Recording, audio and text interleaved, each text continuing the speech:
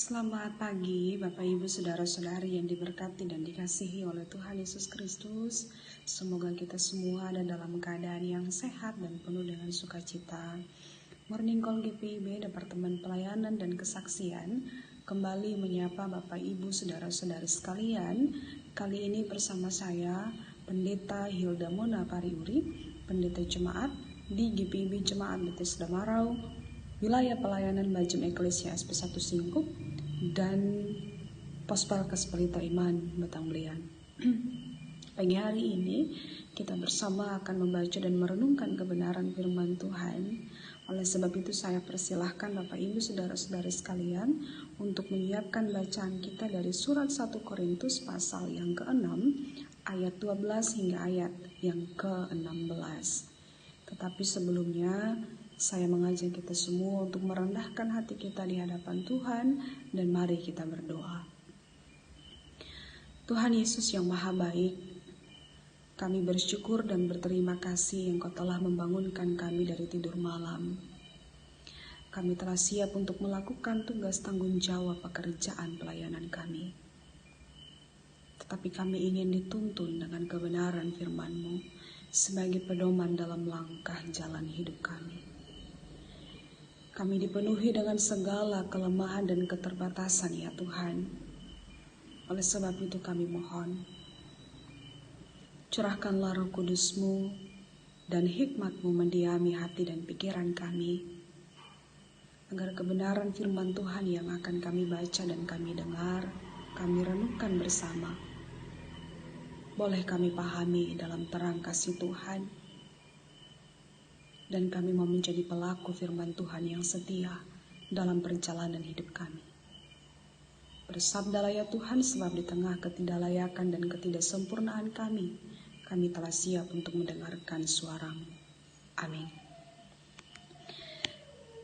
Bapak Ibu Saudara-saudari yang diberkati oleh Tuhan, 1 Korintus pasal 6 ayat 12 hingga ayat yang ke-16 firman Tuhan menyatakan, segala sesuatu halal bagiku, tetapi bukan semuanya berguna.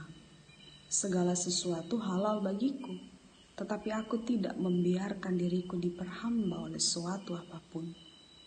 Makanan adalah untuk perut, dan perut untuk makanan. Tetapi kedua-duanya akan dibinasakan Allah.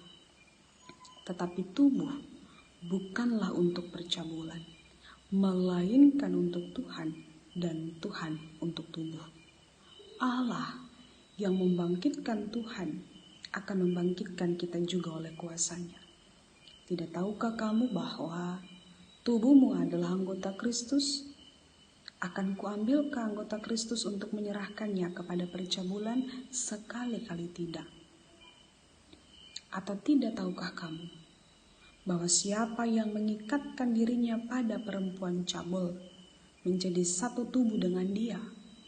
Sebab demikianlah kata Nas, keduanya akan menjadi satu daging. Demikianlah pembacaan Alkitab, terpujilah Tuhan Yesus Kristus, haleluya. Bapak Ibu Saudara-saudari yang diberkati oleh Tuhan, nasihat Paulus di dalam bacaan kita saat ini kepada jemaat Tuhan yang ada di Korintus tentu punya dasar yang kuat, punya alasan yang jelas. Jikalau Bapak Ibu memperhatikan, membaca pasal 1 surat 1 Korintus sampai pasal yang kelima sebelum pasal 6, di sana dalam salam pembuka Rasul Paulus, surat yang dituliskan kepada jemaat Tuhan di Korintus, dia menyebutkan jemaat Tuhan di Korintus sebagai persekutuan jemaat yang dikuduskan oleh Tuhan. Oleh sebab itu, jemaat Korintus adalah jemaat yang dipanggil untuk kudus di hadapan Tuhan. Artinya Bapak Ibu Saudara-saudari yang diberkati oleh Tuhan, ketika jemaat Korintus adalah persekutuan jemaat yang dikuduskan oleh Tuhan, maka sudah seharusnya persekutuan jemaat itu harus bertumbuh menjadi persekutuan jemaat yang kudus pula dalam sikap hidup dan perilaku kehidupan.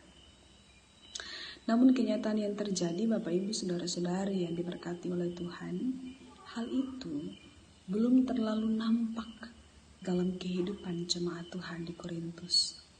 Ternyata ada perselisihan yang menimbulkan perpecahan persekutuan di jemaat. Dan bukan hanya itu, ada praktek dosa yang juga dilakukan dalam persekutuan jemaat. Disebutkan dalam surat Paulus kepada jemaat di Korintus, praktek dosa perzinahan. Dalam kerangka itu, Bapak Ibu Saudara-saudari yang diberkati oleh Tuhan, Paulus dalam suratnya tidak hanya mengingatkan jemaat Tuhan sebagai persekutuan jemaat yang dikuduskan Tuhan, tetapi dia pula mengingatkan Yesus Kristus sebagai domba Paskah yang telah diserahkan untuk menebus akan salah dan dosa Bapak, Ibu, dan saya, dan juga memberikan keselamatan bagi kita sebagai manusia, dalam hal ini jemaat Tuhan di Korintus. Maka sudah seharusnya dan sudah selayaknya kehidupan jemaat Tuhan yang ada di Korintus harus dibaharui menjadi manusia yang baru. Kehidupan jemaat Tuhan Korintus yang lama ditinggalkan dan mereka harus menjadi manusia yang baru karena sudah diselamatkan oleh Yesus Kristus. Dua hal ini yang menjadi catatan yang cukup ditegaskan oleh Paulus dalam persekutuan jemaat di Korintus. Meski demikian, tidaklah berarti bahwa praktek dosa itu kemudian tidak dilakukan oleh jemaat Tuhan di Korintus atau hilang dalam persekutuan jemaat. Justru masih ada praktek dosa yang kerap kali dilakukan oleh jemaat Tuhan di Korintus. Dalam bacaan kita saat ini salah satunya yakni tentang percabulan. Percabulan merupakan praktek dosa yang dilakukan oleh jemaat Tuhan yang ada di Korintus. Mereka bebas untuk menggunakan tubuhnya, melakukan hal-hal yang tidak mencerminkan dua hal tadi, sebagai jemaat yang kudus, bahkan juga sebagai manusia yang baru di dalam Tuhan. Mereka menggunakan tubuh yang merupakan anugerah Tuhan untuk hal-hal di luar koridor Tuhan. Dalam kerangka itu, Bapak, Ibu, Saudara-saudari yang diberkati oleh Tuhan Yesus Kristus, Paulus hendak memberikan nasihat bagi jemaat Tuhan di Korintus dengan memperhatikan hal yang cukup penting supaya jemaat Tuhan di Korintus sadar penuh akan posisi dan statusnya sebagai persekutuan jemaat Tuhan yang kudus dan sebagai manusia yang baru. Hal itu terlihat dalam bacaan kita, yakni dalam ayat yang ke-13b. Saya akan baca bagi kita. Tetapi tubuh bukanlah untuk percabulan, melainkan untuk Tuhan, dan Tuhan untuk tubuh. Fungsi tubuh dinyatakan oleh Paulus dengan jelas. Kepemilikan tubuh dinyatakan oleh Paulus dengan jelas. Yang pertama, tubuh itu milik Tuhan, berarti fungsinya ditujukan untuk Tuhan. Tubuh itu bukan milik manusia, tetapi tubuh sekali lagi adalah milik Tuhan dan fungsinya harus ditujukan kepada Tuhan. Ini makna yang dalam yang kemudian disampaikan Rasul Paulus kepada jemaat Tuhan yang ada di Korintus. Sekiranya makna ini dapat membuat mereka sadar penuh akan segala praktik dosa yang mereka lakukan, dengan mengingat hidup yang mereka punya, tubuh yang mereka punya, bukan milik mereka, tetapi milik Tuhan. Kepemilikan tubuh dan hidup itu harus dilakukan sesuai fungsinya, yakni fungsi bermanfaat untuk Tuhan. Nah, Bapak, Ibu, Saudara-saudari yang diberkati oleh Tuhan Yesus Kristus, saya rasa apa yang kemudian terjadi dalam persekutuan jemaat Tuhan di Korintus pun juga terjadi dalam kehidupan persekutuan jemaat kita saat ini. Saya kemudian mengingat salah satu drama Korea yang kemudian sekarang ini banyak sekali ditonton oleh banyak kalangan. The World of the Married Couple. Paling tidak kita melihat di sana akibat dari perselingkuhan, akibat dari tidak dijaganya kekudusan perkawinan, kekudusan rumah tangga, maka perpecahan terjadi. Bukan hanya soal suami dan istri yang terpecah belah, tapi anak, keluarga pun juga terjadi. Nah, Bapak Ibu Saudara-saudari yang diberkati oleh Tuhan, paling tidak gambaran ini hendak menunjukkan kalau kita tidak mampu menjaga kekudusan persekutuan, maka yang terjadi adalah perpecahan. Hubungan kita tidak seerat dulu, tapi justru terpecah. Bapak Ibu Saudara-saudari yang diberkati oleh Tuhan, kenyataan seperti itu sering terjadi dalam persekutuan jemaat kita. Tidak terlepas dalam persekutuan jemaat di pos pelayanan dan kesaksian.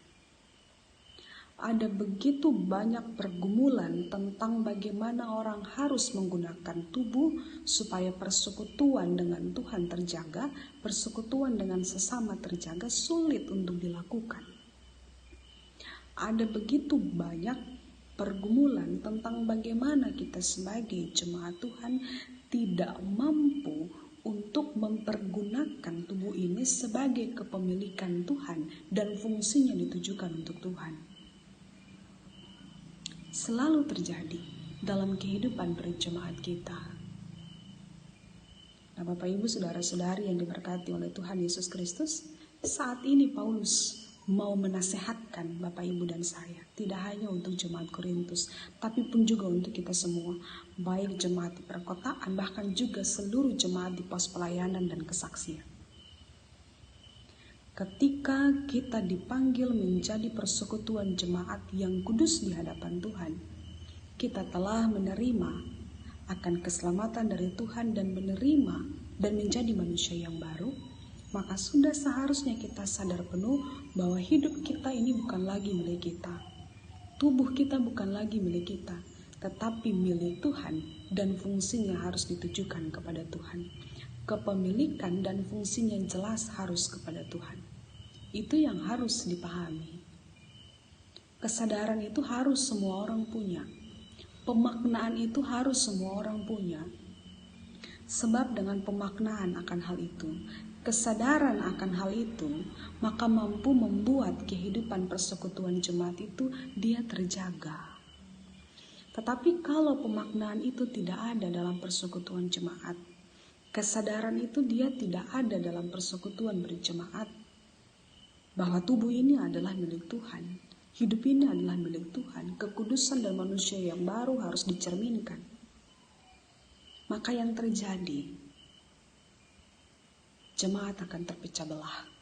Hubungan dengan Tuhan menjadi tidak stabil. Persekutuan dengan jemaat pun juga terpecah belah, menjadi tidak indah. Nah, ini peringatan bagi kita bersama.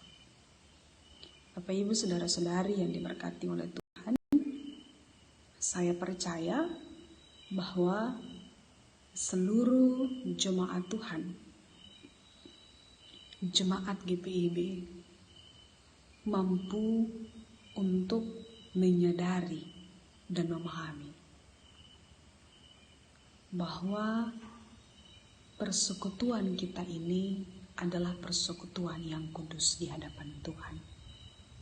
Sehingga pola hidup, perilaku hidup dalam keluarga, dalam jemaat, di dalam kehidupan masyarakat, bangsa dan negara harus pertama-tama ditujukan untuk Tuhan sebagai kepemilikan hidup ini, supaya fungsi dari kesadaran pemilikan itu dapat terwujud dengan baik.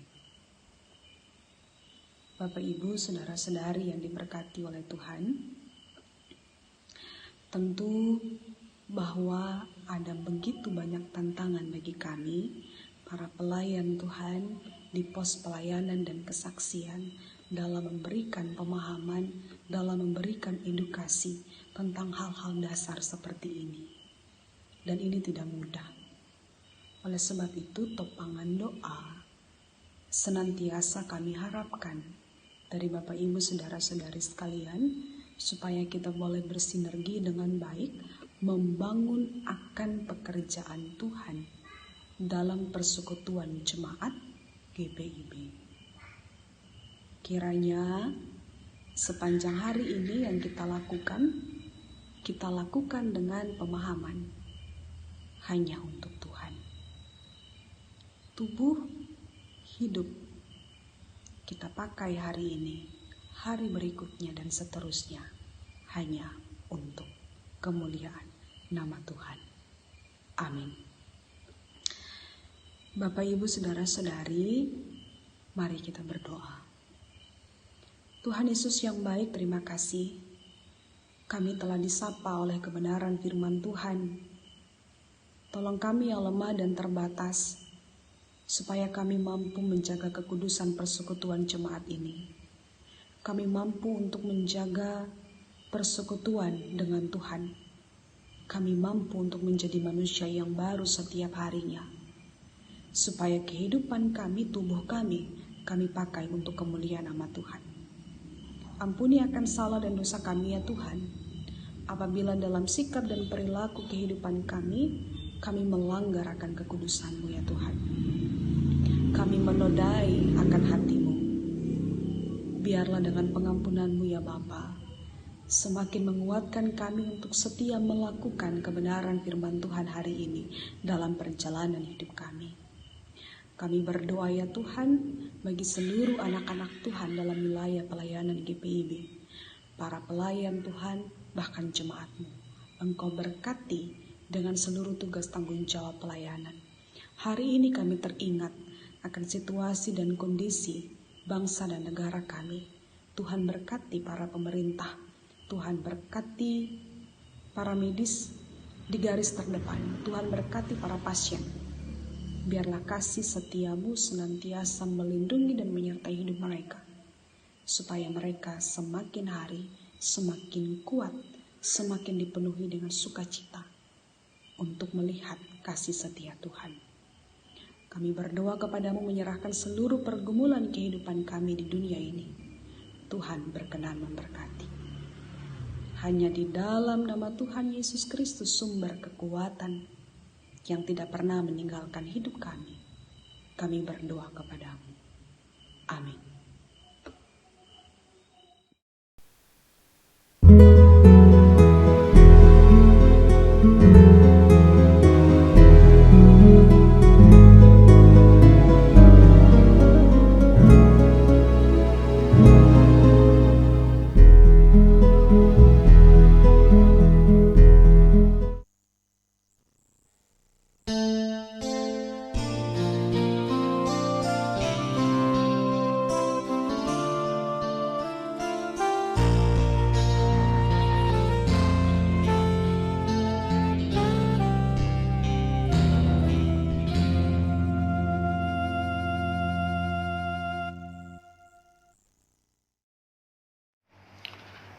GPIB bergerak, demikian moto yang diambil oleh Satgas GPIB Sinodal. Kami sudah berbuat banyak menanggulangi dampak COVID-19, namun masih banyak juga yang membutuhkan. Karena itu kami menghimbau warga jemaat ataupun simpatisan untuk boleh berpartisipasi dalam penanggulangan dampak COVID-19 ini. Dengan segala sukacita partisipasi saudara-saudara kami sambut. Terima kasih, Tuhan memberkati.